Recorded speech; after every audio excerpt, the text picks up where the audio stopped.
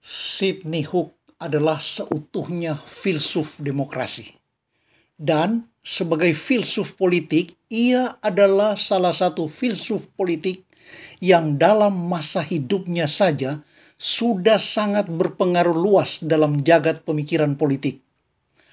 Karena ia akademisi filsafat politik dan sekaligus aktivis pro-demokrasi yang luar biasa tangguh, tekun.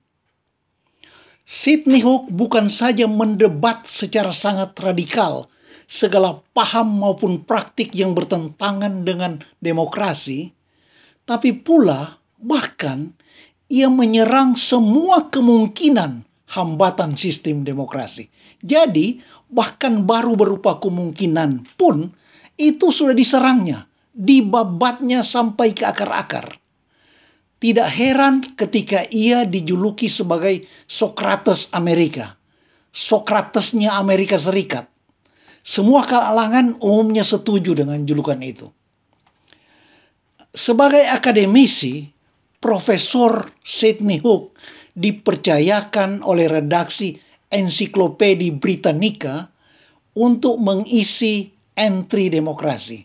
Jadi penjelasan tentang hakikat demokrasi di dalam kitab referensi paling berwibawa sedunia itu adalah buat tangan Sidney Hook. Dan itu jelas merupakan pengakuan mengenai wawasannya yang rampung tentang demokrasi. Nah, di dalam ensiklopedia itu, Profesor Hook menjelaskan, walaupun label demokrasi sangat suka digunakan oleh nyaris semua pemimpin negara, tanpa kecuali semua negara komunis, juga sering ditambah dengan bermacam istilah. Seperti di Indonesia pada tahun-tahun akhir pemerintahan Soekarno menggunakan nama demokrasi terpimpin, label demokrasi terpimpin. Sama dengan Mao Zedong di Republik Rakyat Cina, demokrasi terpimpin, guided democracy. Juga dalam pemerintahan Jenderal Soeharto, demokrasi Pancasila kita tahu waktu itu. Tetapi kata Sidney Hook, semua itu harus diuji. Walaupun labelnya demokrasi, belum tentu isinya demokrasi. Bahkan bisa jadi bertentangan dengan hakikat demokrasi. Jadi harus diuji, diobservasi katanya. Harus diperiksa bagaimana rejim-rejim itu masing-masing menilai keberadaan atau sebaliknya ketiadaan institusi demokratis. Demokrasi pada hakikatnya adalah wujud pemerintahan yang keputusan-keputusan pentingnya juga haluan umum yang mendasari keputusan-keputusan itu hanya bisa berjalan kalau disetujui secara bebas oleh mayoritas penduduk dewasa. Begitu. Dan karena demokrasi adalah sistem yang memberi kebebasan atau ruang gerak bagi kekuatan-kekuatan yang justru melawan demokrasi itu sendiri, maka status demokratisnya suatu negara, apakah negara itu adalah negara demokrasi atau non-demokrasi, hanya ditentukan oleh kualitas atau kadar demokratisnya. Tapi, lanjut Sidney Hook ditambahi, lantaran dengan demikian bisa terjadi kekaburan identitas demokrasi, maka harus ada semacam patok-patok penegas di dalam arena pengambilan keputusan secara bebas oleh mayoritas penduduk dewasa itu. Dan patokan yang terpentingnya adalah suatu pemerintahan disebut demokratis, disebut demokrasi, tata negara demokrasi, bila melembagakan secara mekanistis kemungkinan untuk warga dari kaum minoritas memegang kekuasaan pucuk pemerintahan. Misalnya di Amerika ketika Barack Obama dan Abraham Lincoln yang dari ras bukan kulit putih bisa terpilih jadi presiden, atau ketika John Kennedy yang beragama Katolik terpilih jadi presiden. Gitu. Menurut Sidney Hook, perbedaan antara demokrasi kuno dan demokrasi modern adalah itu. Yaitu walau sama-sama ditentukan oleh suara mayoritas, tetapi dalam demokrasi kuno adalah sah ketika mayoritas menutup peluang kaum minoritas. Sedangkan demokrasi modern menilai itu sebagai kejahatan bagi kemanusiaan. Dalilnya begini, tulis Sidney Hook. Kelompok mayoritas bisa melakukan apa saja kecuali menghalang-halangi kebebasan sah kaum minoritas, termasuk kebebasan kaum minoritas untuk mencapai kemenangan dalam pemilu dan memegang kekuasaan melalui jalan damai. Dan kaum minoritas bisa melakukan apa saja sepanjang sesuai hak-hak asasi manusia. Begitu. Patokan penting lainnya yang menjadi syarat mutlak demokrasi itu diambil oleh Sidney Hook dari Thomas Jefferson, John Stuart Mill, dan John Dewey, yaitu berupa syarat positif dari demokrasi. Syarat mutlak demokrasi bahwa negara harus mengusahakan pendidikan dan keterbukaan arus informasi. Jadi proses pemberadaban gitu. Nah, Sidney Hook memang adalah sosok pemikir yang sudah diidentikan dengan demokrasi. Pada waktu rejim demokrasi terpimpin Presiden Soekarno baru tumbang, akhir 60-an, waktu itu spirit demokrasi murni sedang berkembang mekar di Indonesia. Nah, waktu itu Sidney Hook diundang ke Indonesia, berdiskusi dengan sejumlah intelektual terkemuka di negeri ini. Nah, mereka berdiskusi dengan topik-topik yang sudah ditentukan, beberapa topik, semuanya berkaitan dengan filsafat, atau semuanya dilandaskan pada kajian filosofis mendalam gitu. Nah, ketika Sidney Hook ditanya pendapatnya tentang ideologi negara, ia pura-pura bingung, pura-pura bergumam dengan nada balik bertanya, ideologi negara? Demokrasi? Nah, jadi kentara bahwa Sidney Hook ingin menegaskan bahwa ideologi negara ya tidak lain dan tidak boleh lain dari demokrasi.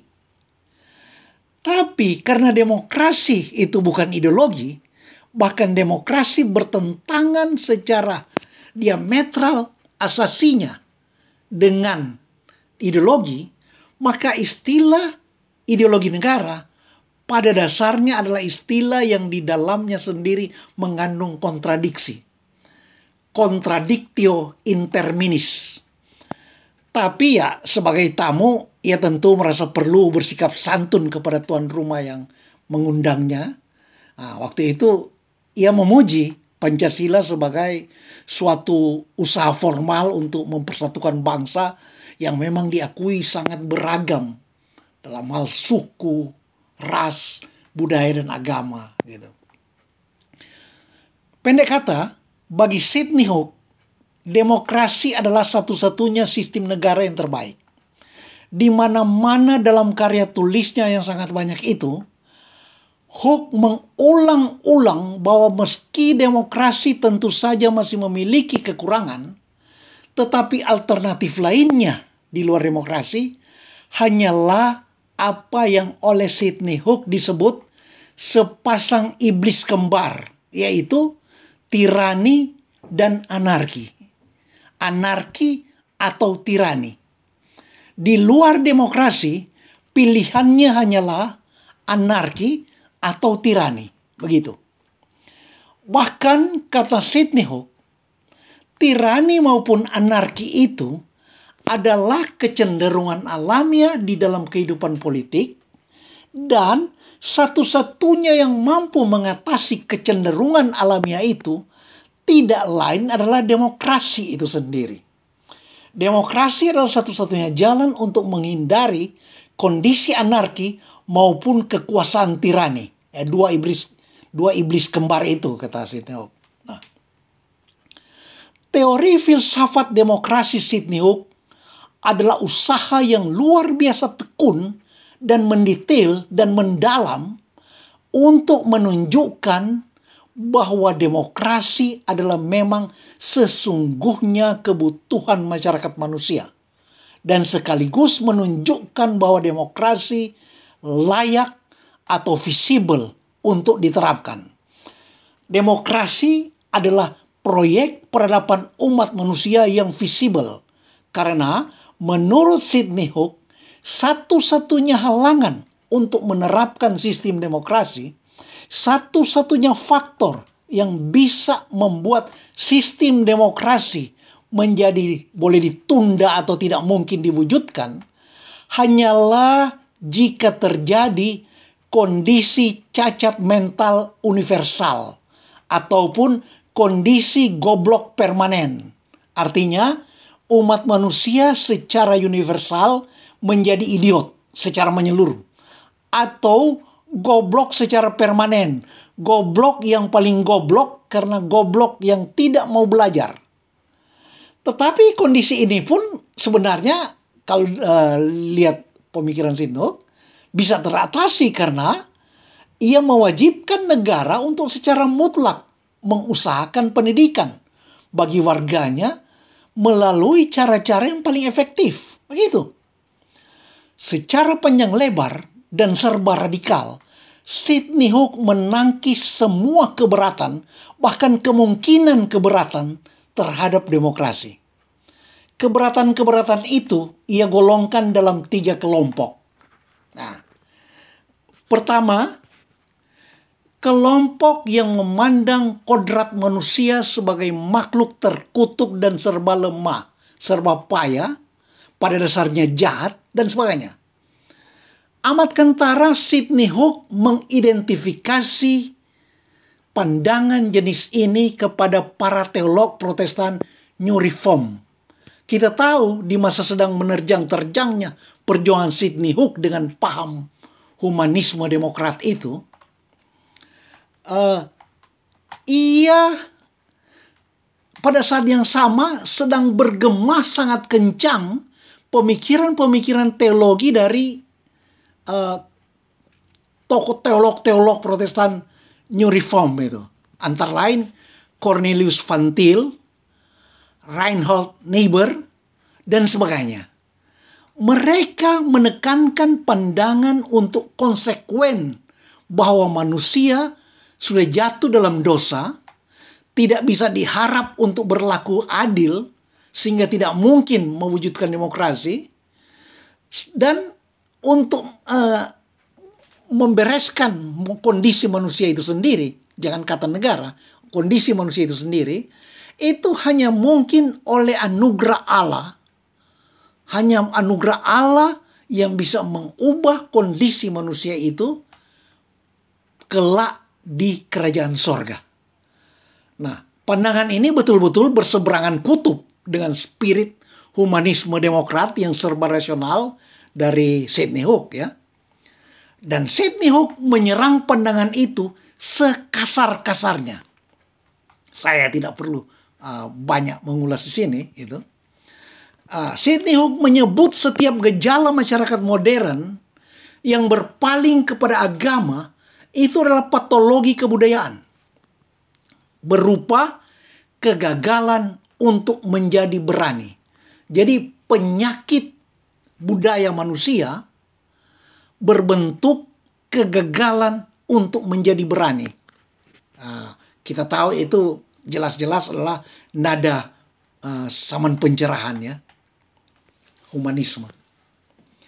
Pandangan lainnya yang diidentifikasi oleh Sidney Hook sebagai keberatan terhadap demokrasi, yaitu teori-teori yang menunjukkan betapa sistem demokrasi telah menjadi mekanisme yang secara pasti menuju kondisi masyarakat yang serba buruk, yang bahkan sudah bertentangan dengan tujuan ideal demokrasi itu sendiri. Mengenai pandangan ini, Hook langsung menyebut nama-nama, menunjuk hidung gitu.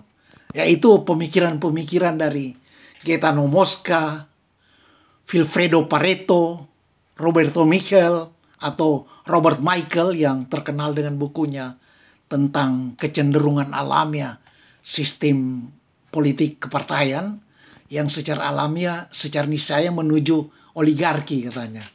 Nah, di antara nama-nama itu saya juga bisa tambahkan satu nama yang karena waktu Sidney Hook menulis tulisannya itu nama yang saat ini belum berkibar, yaitu C. Wright Mills. Wright Mills terkenal dengan teorinya elite power elite itu.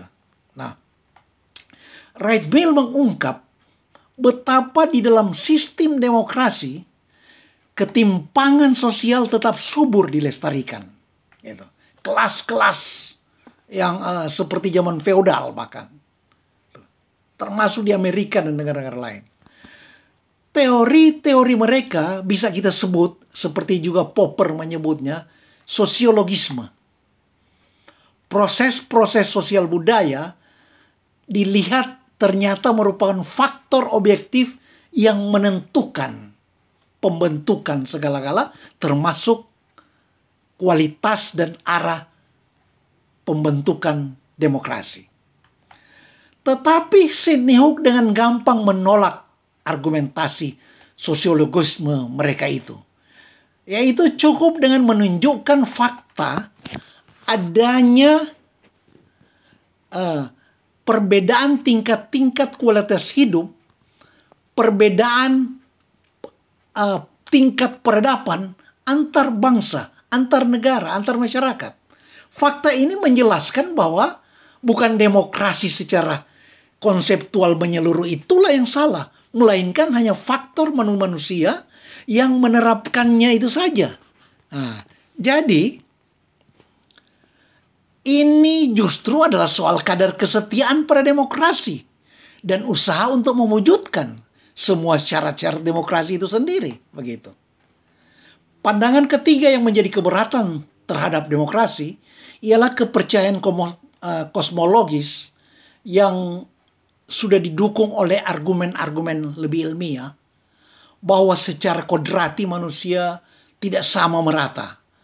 Ini bertentangan dengan cita-cita pemerataan dalam demokrasi. Gitu.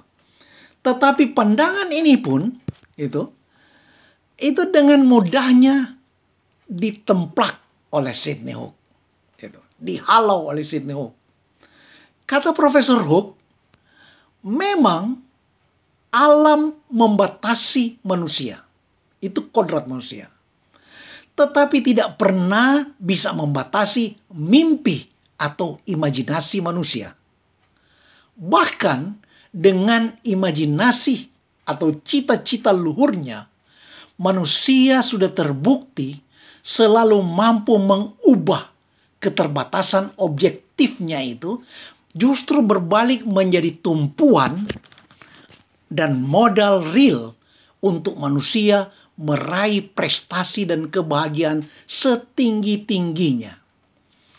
Hanya bersikap pasif di dalam apa yang kita lihat sebagai kodrat, itu bagi Sidney Hook sama dengan semakin membenamkan diri kita ke dalam alam takhayul.